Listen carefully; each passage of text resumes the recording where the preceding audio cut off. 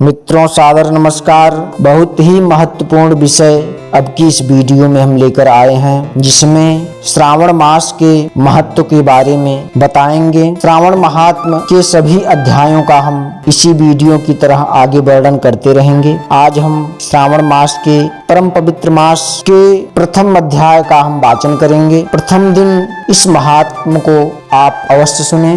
आपका समय का ध्यान रखते हुए हम सभी बातों को संक्षिप्त रूप में बताने की कोशिश करते रहेंगे। देखिए, मनुष्य जन्म अत्यंत दुर्लभ है। 84 लाख योनियों में भटकता हुआ प्राणी पापों के क्षीण होने पर भगवान की कृपा बस दुर्लभ मनुष्य जीवन में जन्म लेता है। मनुष्य जीवन को दुर्लभ इसलिए कहा जाता है कि अन्य योनियों में जहाँ केवल भोग योनियां ही हैं, वही मनुष्य जीवन एकमात्र कर्म जीवन भी है। ऐसा दुर्लभ अवसर पाकर भी इस मनुष्य को व्यर्थ गंवा दें अथवा पुनः अधोगति को प्राप्त हो जाएं, तो यह विडंबना ही होगी। इसलिए हमारे शास्त्रों में ऐसे विधि विधानों का वर्णन है जिससे मनुष्य अपने परम कल्याण का मार्ग प्रशस्त करते हुए मुक्ति की ओर अग्रसर हो सके। पुराणों में तो विभिन्न तिथियों, पर्वों, मासों आदि में करणीय अनेकानेक कृत्यों का सविध प्रेरक वर्णन प्राप्त होता है, जिनका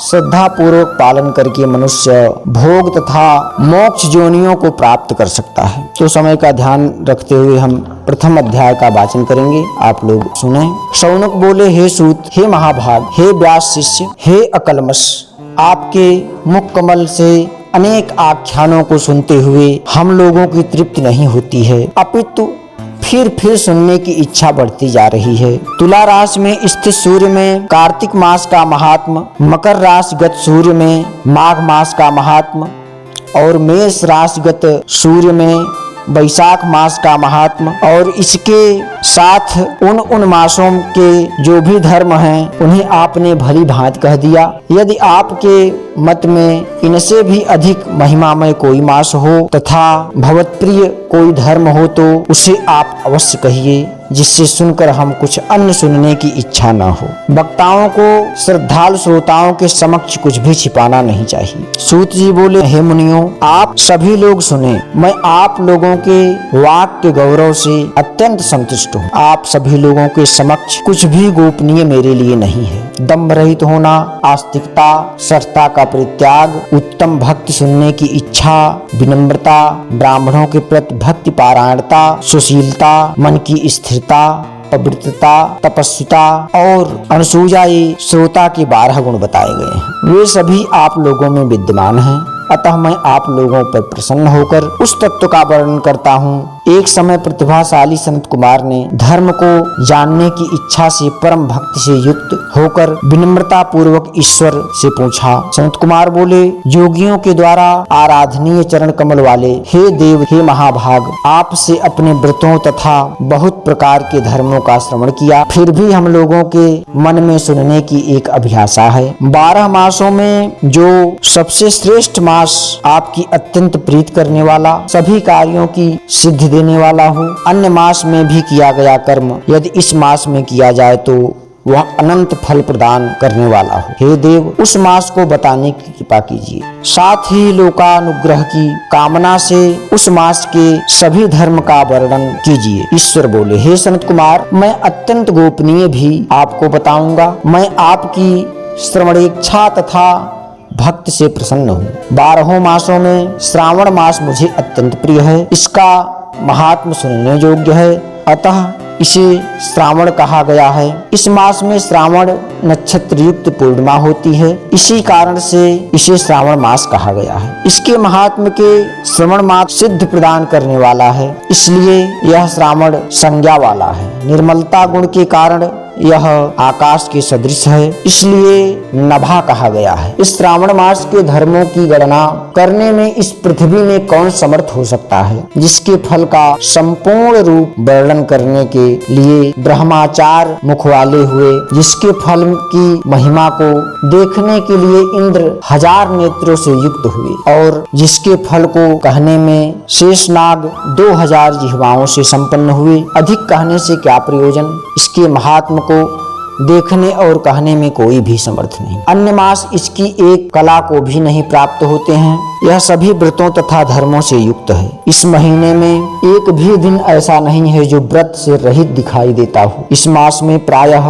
सभी तिथियां व्रत युक्त हैं। इसके महात्म के संदर्भ में कहा गया है, वह केवल प्रशंसा नहीं है। आर्तों, जिज्ञासुओं, भक्तों, अर्थ की कामना करने वाले, मोक्ष की अभिलाषा रखने वाले और अपने अपने अभीष्ट की आकांक्षा रखने वाले चारों प्रकार के लोगों जैसे ब्रह्मचर्य, गृहस्थ, वानप्रस्थ, संन्यास आश्रम वाले इस श्रावण में व्रत अनुष्ठान करना चाहिए। आपने जो कहा है इस मास में सभी दिन एवं तिथियां व्रत रहित नहीं है, तो आप उन्हें मुझे बताइए। सनत कुमार बोले, किस तिथि में और किस दिन में कौन सा व्रत होता है? उस व्रत का अधिकारी कौन है? उस व्रत का फल क्या है? उसकी विधि क्या है? किसने उस व्रत को किया कि इसके उद्यापन की विधि क्या है? प्रधान पूजन कहाँ हो और जागरण करने की विधि क्या है? उसका देवता कौन है? उस देवताओं की पूजा कहाँ होनी चाहिए? पूजन सामग्री क्या क्या होनी चाहिए और किस व्रत का कौन सा समय होना चाहिए? हे प्रभु, यह सब मुझे बताएं।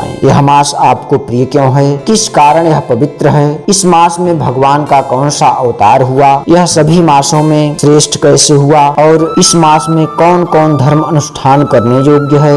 आपके समक्ष मुझे अज्ञानी का प्रश्न करने में कितना ज्ञात हो सकता है? अतः आप संपूर्ण रूप से बताएं। हे कृपालु, मेरे पूछने के अतिरिक्त भी जो शेष रह गया हो उसे भी लोगों के उद्धार के लिए आप कृपा करके बताएं। रविवार, सोमवार, भौमवार, बुधवार, गुरुवार, शुक्रवार और शनिवार के दिन जो करना चाहिए, हे विभो, वह सब मुझे बताइए। आप सबके आदि में आविर्भूत हुए हैं, अतः आपको आदि देव कहा गया है। जैसे एक की विधि बाधा के अन्य भी विधि बाधा होती है, वैसे ही अन्य देवताओं के अल्प देवत्व के कारण आपको महादेव माना गया। तीनों देवताओं के निवास स्थान पीपल वृक्ष में सबसे ऊपर आपकी स्थिति है। कल्याण रूप होने के कारण आप शिव हैं और पाप समूह को हरने के कारण आप हर हैं। आपके आदिदेव होने में आपका शुक्ल वर्ण प्रमाण है, क्योंकि प्रकृति में शुक्ल वर्ण ही प्रधान है, अन्य वर्ण विकृत है। आप कर्पूर के समान और गौर वर्ण के हैं, अतः आप आदिदेव हैं। गणपति के अधिष्ठान रूप 4 दल वाले मूलधारा नामक चक्र से, ब्रह्मा जी के अधिष्ठान रूप 6 दल वाले स्वाधिष्ठान नामक चक्र से और विष्णु के अधिष्ठान रूप 10 वाले मणिपूरक नामक चक्र से भी ऊपर आपके अधिष्ठित होने के कारण आप ब्रह्मा तथा विष्णु के ऊपर स्थित, यह आपकी प्रधानता को व्यक्त करता है। हे देव, एकमात्र आपकी ही पूजा के पंचायतन पूजा हो जाती है, जो कि दूसरे देवता की पूजा से भी तरह संभव नहीं है। आप स्वयं शिव हैं। आपकी बाईं जांघ पर शक्ति स्वरूपा दुर्गा, दाहिनी जांघ पर गणपति, आपके नेत्र में सूर्य तथा हृदय में भक्तराज भगवान श्री हरि विराजमान है। अन्न के ब्रह्म रूप होने तथा रस के विष्णु रूप होने और आपके उसका भोक्ता होने के कारण, हे ईशान, आपके श्रेष्ठत्व में किसी संदेह हो सकता है। आपको विरक्त की शिक्षा देने हेतु आप श्मशान में तथा पर्वत पर निवास करते हैं। आप पुरुष सूक्त में उता अमृतत्व से शानो इस मंत्र के द्वारा प्रतिपादक योग्य हैं, ऐसा महर्षियों ने कहा है। जगत का संहार करने वाले हलाहल को गले में धारण किया, महाप्रलय की कालाग्नि को अपने मस्तक पर धारण करने में समर्थ था। संसार रूप अंधकूप में पतन के हेतु कामदेव को किसने भस्म किया? आप ऐसे हैं कि आपकी महिमा का वर्णन करने में कौन समर्थ है? एक तुच्छ प्राणी में करोड़ों जन्मों में भी आपके प्रभाव का वर्णन नहीं कर सकता, अतः आप मेरे ऊपर कृपा करके सभी प्रश्नों को बताएं। इस तरह से श्रावण माह का पहला अध्याय संपन्न हुआ मित्रों। इसके बाद दूसरे वीडियो में हम आप लोगों को दूसरे अध्याय के बारे में बताएंगे। तब तक के लिए सादर नमस्कार।